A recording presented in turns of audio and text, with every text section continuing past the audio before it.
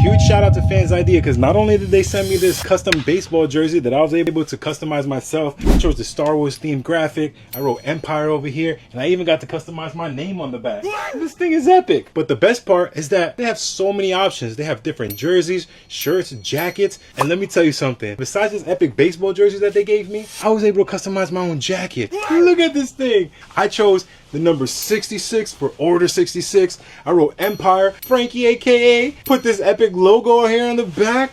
Even the sidearm has its own logo, and it has a hoodie. And you know me, I love a good hoodie, so I had to add a hoodie to this jacket. This is literally gonna be the only jacket I wear all the time now.